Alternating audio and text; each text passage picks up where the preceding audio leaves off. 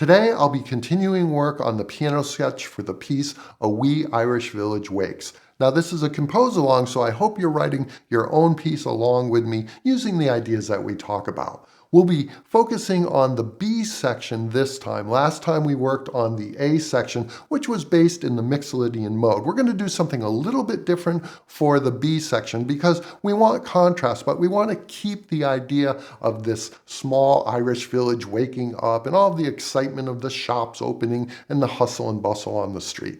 All right, let's get started.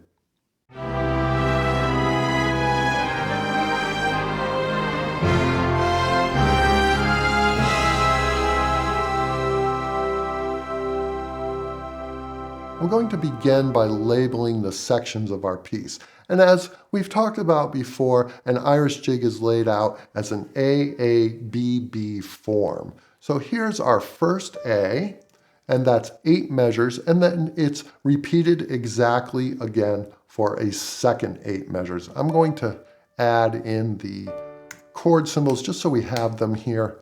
And here's the beginning of our B section, and that will be the exact same thing where we have an 8-bar phrase that is repeated.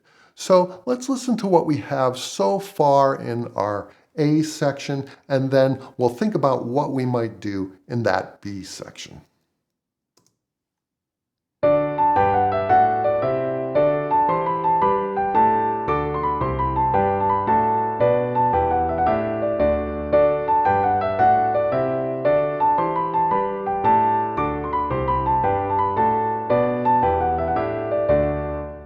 And that has that really jaunty, upbeat feeling that we're after. Now for the B section, I talked about in the intro that we wanted to have some sort of contrast in that B section, but we want to keep with our idea of this Irish village waking up in the morning and that hustle and bustle. So in the A section, we've used something called Mixolydian as a scale to get this sound of the Irish jig. For the B section, we're going to modulate to some sort of key center of G. We could go to G minor. This D chord right here could be our 5 chord going to G minor, but minor doesn't really work with the feeling we're after. We could go again to G Mixolydian here, but I think to give it a little bit of contrast, my idea is to go to G major here and then use some borrowed chords to get a slightly different sound in this B section.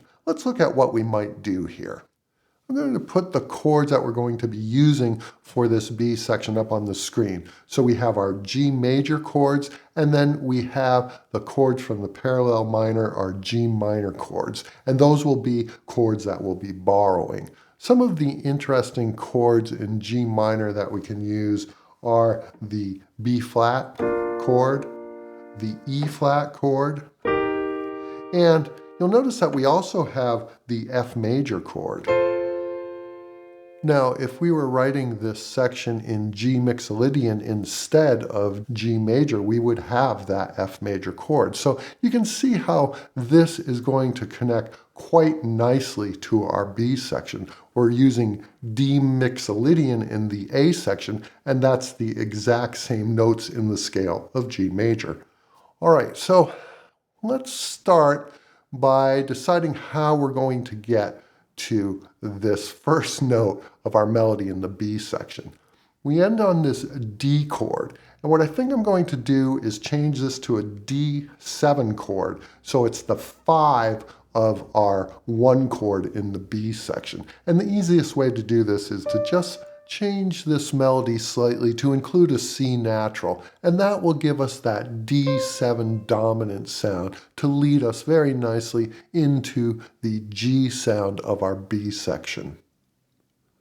I'm going to go ahead and label this as our D7 chord, and I want to create a line here to get us to our melody in the B section. And I'm going to approach the melody a little bit different in this B section. In the A section, we wrote the melody first and then we harmonized it. But truthfully, I usually work in a way where I'm working with the chords and the melody at the same time. And especially where we're borrowing chords, we kind of want to throw these sounds up against our melody as we go. So I'm going to look at a line to right here and what note we want to start our B section with. So if you look at this line, we end with this C natural, and we're going to a G chord. So if we want a smooth line, the two most obvious notes would be to go from the C up to a D, which would be the fifth of our G major chord, or from a C down to a B natural, which would be the third of our chord. And I think that C down to B natural is a little bit stronger choice because we got that really nice half-step movement into our B section. So if I play it with that idea of going to a B natural, let's just hear what this melody line would sound like starting from here. And that's a really strong melody, I think. So I am going to start this section on a B natural. So we've got a G major chord and a B natural. We know we're going here. I want to take something from this A section and use it to inspire the B section because I want them to feel connected. One of the things I didn't use very often in this A section is this rhythm right here, this dotted eighth note, 16th eighth to a dotted quarter. And that sounds like this if I just play it on a B. So I think that rhythm I'm going to feature in my B section here. So let's just try a couple things using that rhythm.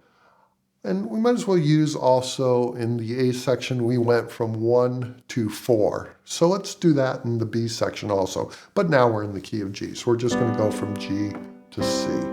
So let's try that. We start with a B. That works. Let's see.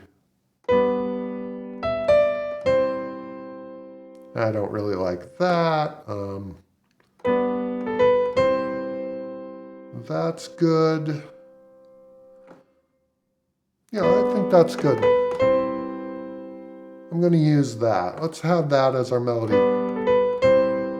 And now, thinking kind of both holistically of chords and melody, there's an answer to this. Da, da, da, da. So how would I answer that? Ba, ba, da, ba. Bum, ba, dum, ba, da, ba, da, bum. That sometimes these melodies just kind of write themselves. That works very nicely. So if we're thinking about chords here, we could start with our G chord, go to C, and then go to D, and then back to, oh yeah, back to G. That's not exactly what I played. That doesn't really work, and it kind of closes our melody right down. This, what was it?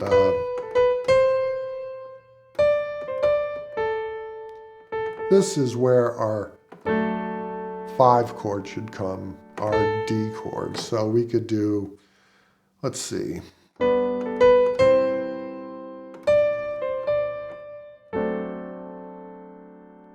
Yeah, I don't think I want the D7 sound there. It's too early.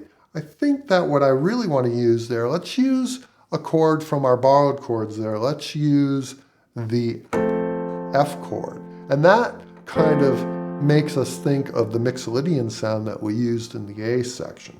So we could do, and then let's try another one of our chords, our borrowed chords from minor. Let's try the E flat chord. It's cool, but I think it's just a little bit too hip sounding right away. Having that major 7 on the E flat so early, I think that's just a little bit different than what we have already. So let's try this again. Let's start with the G. And we'll try a different borrowed chord this time. Let's try the B flat. Because now we have the 3rd in the melody, and I think that works much nicer. So let me play that again.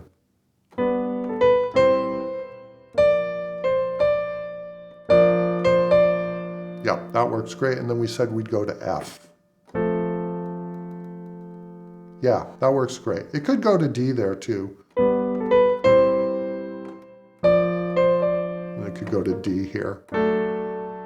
Either one, but I think I want to save that D major chord because we haven't had a 5 chord in the A section. So I kind of want to save that as a little surprise. So we're going to use this chord. So, okay, there's our first phrase. All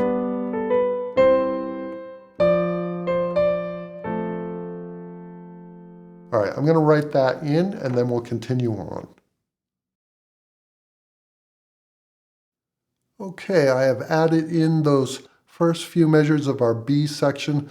Let's take a listen back from our second A here and see how this all flows together.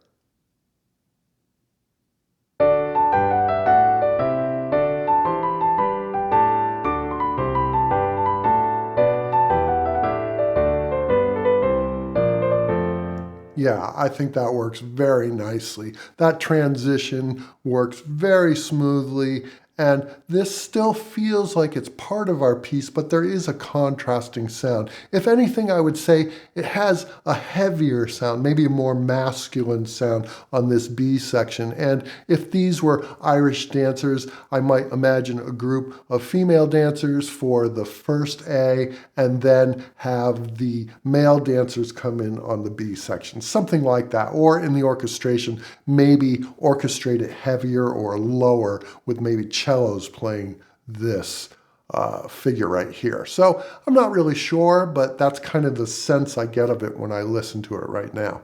All right, let's move on. Here I know I want to go back to G from this F. So right now we have this. And then we go to the B flat. And then we're going to go back to G. So we could do, then to C.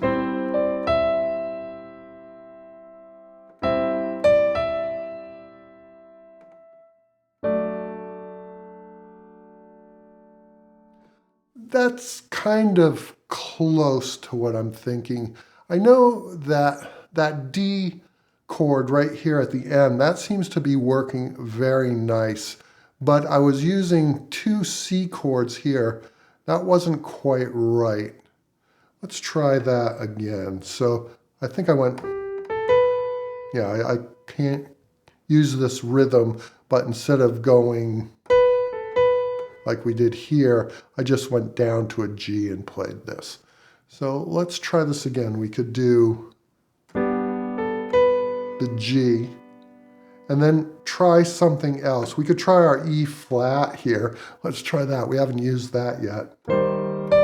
And we'd have to make this an E flat.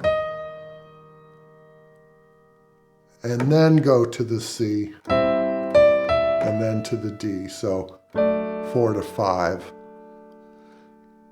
It's pretty good that E flat, this, let's see, when I played this, we're starting with this kind of E flat major 6 sound.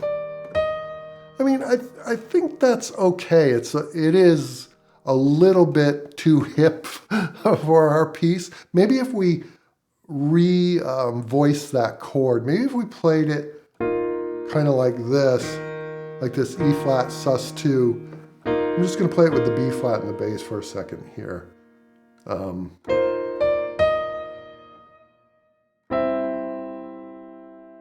Yeah, I'm not really sure if that works or not. Let's just try that again. Let me see if I can get that in my ear. I think I did. And then we go to the C flat sus sound. And then to C, and then to D. It's kind of growing on me. I think I need to put it in and hear it in tempo to see if this works. Okay, let's take a listen to this starting in the B section.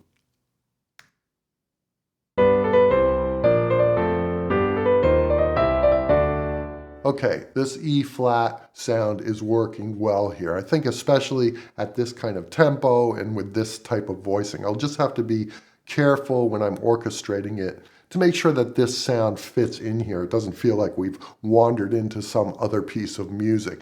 I do think this is working well. This B flat and E flat are giving us a different kind of feeling here, but it's still very well connected to what we're trying to say with the piece. I did notice one thing. I wasn't sure about this line right here. We kind of need this to work our way up to this figure. We've got these figures where we go down a step and then back up a step, down a step, back up a step. You know, same thing here, down a step, back up a step. So I'm wondering if we should take this G and put it back up to a B so we continue that kind of figure. Let's just listen to that. That might make it a little bit stronger here. Let's see what that sounds like.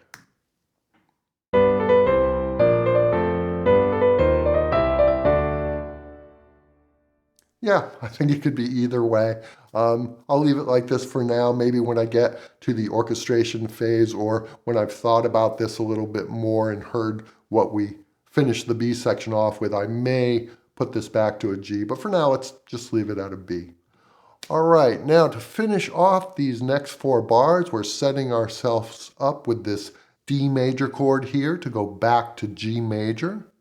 And I think another way that we might be able to really connect this with our A section is, why don't we take the melody and the rhythms from the last 4 bars of our A section and then just try to modify those to fit our new G major tonal center here. So let's try that. I'm going to take this melody and paste it. And since we're in D mixolydian here, I'm just going to take this down to G. And then let's work out some chords here and then just modify this, but use this kind of same rhythm, maybe change the shape a little bit and see if that helps really connect us with that A section. So if we were to play this melody that we just pasted in with the chords that we used in the A section, just transposed to work in G, that would sound like this. And that C would become an F. Then the G chord would become a C, and then back to G. But we don't want to have that exact same sound. We want to change this up a little bit. So let's start here with the G chord because we're setting it up with this D chord. So let's see, we'd start, and right away we have that mixolydian sound because we have this F natural, the same mixolydian sound that we have in the A section. And we're using G major chords and borrowed chords from the parallel minor. But I do think that this will sound good here. We just have to think of it a different way. So I'm going to think of it as a secondary dominant. We could think of this as G7, the 5-7 of 4. So this would lead to a C chord. And, you know, of course, that C chord's not going to work with this melody. So let's change this up. We have, and then let's just change these 3 notes to be C major. It could be that repeated E isn't quite right. I think let's change it a little bit more. Let's just go up instead of down. So we'll go C, D, E. So that would be, in the melody, it would sound like this. Yeah, that's great.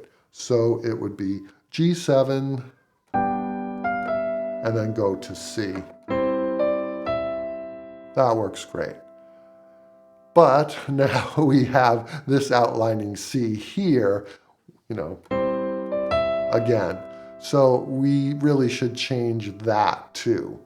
So let's try this G to C.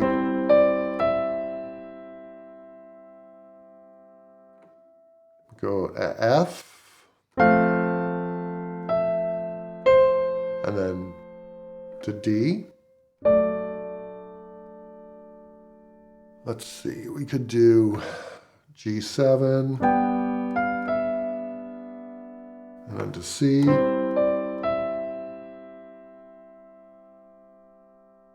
to B flat, and then to D.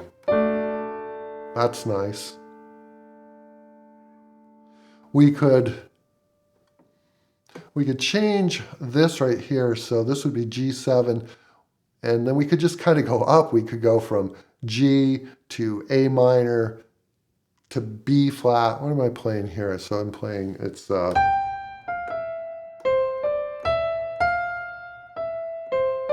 let's just change this here. Oops. We have to lock that in so it keeps the same rhythm. Okay, let's try that. I'm going to put the chords in and then we'll hear it in time.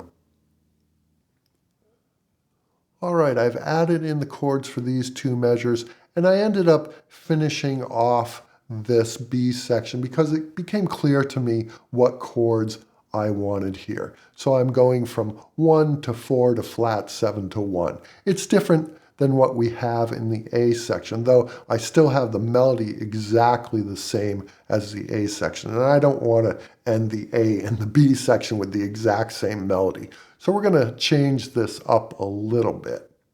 Looking at the A section here, I have this repeated note with this cut. And a cut is an Irish ornamentation. It's an upper grace note, very quick upper grace note coming down to the main note. So I want to have that in here. And one of the things that I want to do with this piece later on, and especially as I'm orchestrating it, add more of that ornamentation to really make this an authentic Irish sounding piece.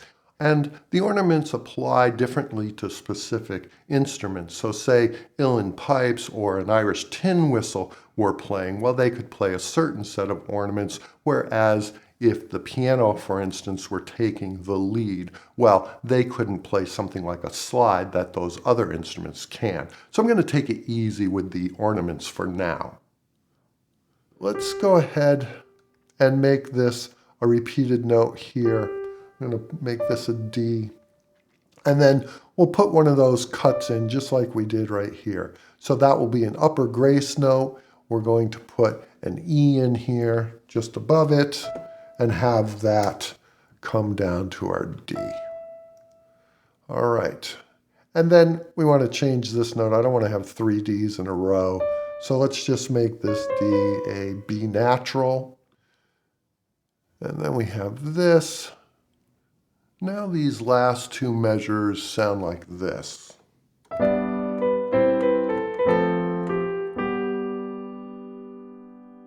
still want to change this very last measure to not just be an exact transposition of the last measure of the A section. I don't want them to be the same. So here we approach our final note from above, from this E down to D. So let's just approach this final note from below. We'll bring this down to an F. And then I think I'll bring this down to an F also. So we have... And also here we have this ornament called a cut, this upper grace note. And the reason that these have different names in the Irish ornamentation is because they're slightly different than just a straight grace note. They're played very quickly and very close to the note. I think that's the difference I hear in Irish players when they play these. So this is called a cut here. Let's change this cut to a lower grace note. And this is called a tap when you come from below to the note. So now we have an upper grace note and a lower grace note. And then finally, one other thing, let's change this to a G to better fit this chord. All right, let's listen to that whole B section now.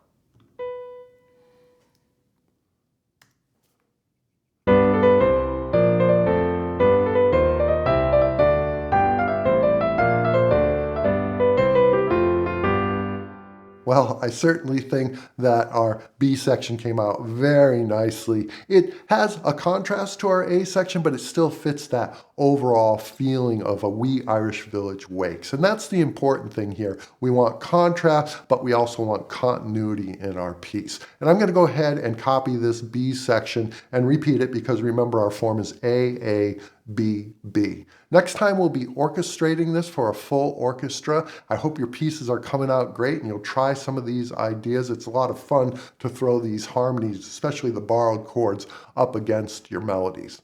All right, let's listen one more time to A Wee Irish Village Wakes, and I'll see you all soon.